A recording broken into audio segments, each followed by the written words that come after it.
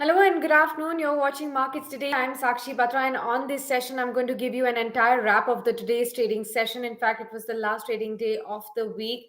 After 5 days of relentless winning run on the D Street, the Sensex and the Nifty slipped into the red on Friday, ending this week on a lower note. In fact, it was a complete flat trading session that we have seen throughout the day.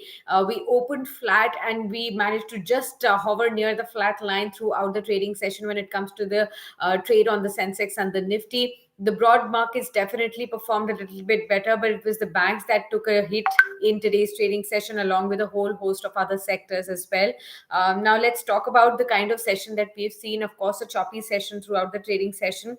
But financials and consumer stocks definitely pulled the headline indices lower, although gains were slightly seen in some of the IT shares as well, as which limited the downside in today's trading session. Talking about the closing levels today, the Sensex ended just 12 points lower at 61,223, whereas the Nifty 50 also settled around 18,255 odd levels. That was just flat in today's trading session, down just about 2 points.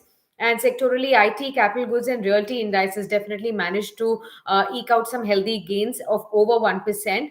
Rest all of the sectors were seeing some sharp declines, like autos, pharmas, banks, FMCG. All of them logged in some kind of a decline in today's trading session.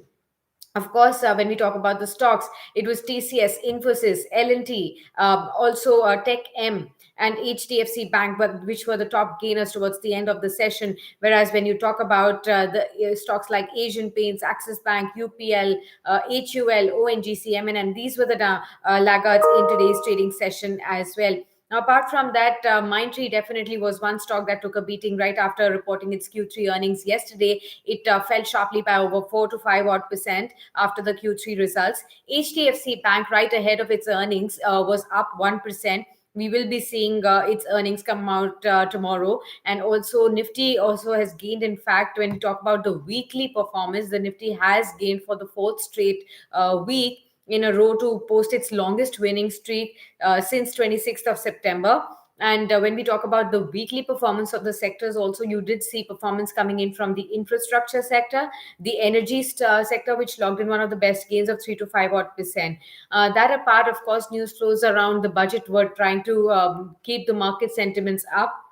We've got to understand that the budget session of the parliament will now begin from January 31st and will last till February 11. The second part of the session will again begin on March 14 and will be on until April 8th. The union budget is likely to be presented on February 1st of 2022. So that's going to be an extremely important event to track 14 days, 15 days away from now. And that's going to be something that the markets are going to be keenly watching, although most of the experts have been saying that it's quite a muted demand this time, muted expectation from the budget this time around.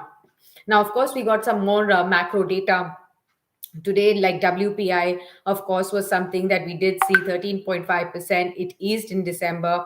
When you compare it with November as well, the Nifty closed with gains of around 442 points throughout this week. So that was a bit of positive as well. Overall, it was a day when we saw a flattish trade.